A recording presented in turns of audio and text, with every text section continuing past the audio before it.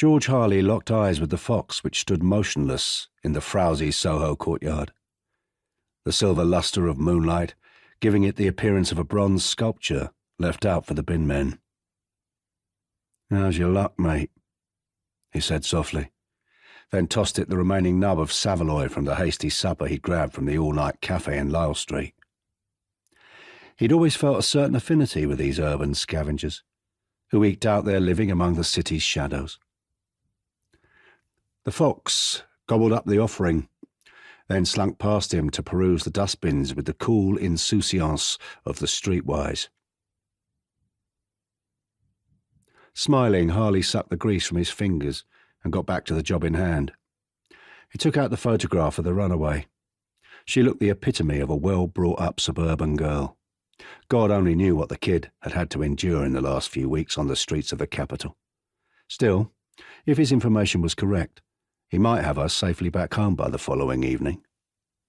He transferred his trusty brass knuckle-duster to his side pocket, sparked up a smoke from a pack of Gold Flake and made his way towards the iron staircase in the corner of the yard.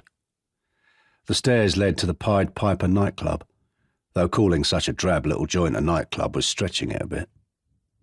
This particular dive was not much more than a bottle party, open to anyone desperate enough to hunt it out in the dingy back streets of Soho. Once inside the club, Harley took stock of his surroundings.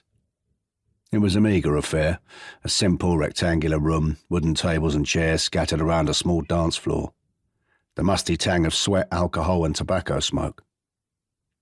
The standard of punter was equally uninspiring.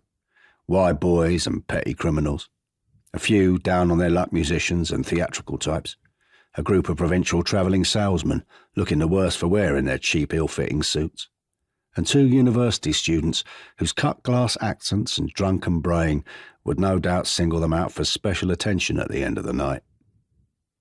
And then there were the hostesses.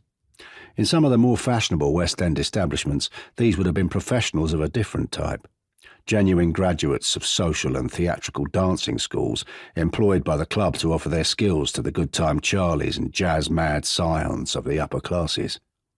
But in the Piper, their provenance was of a far more dubious nature, and they wore their credentials on their louche, powdered faces.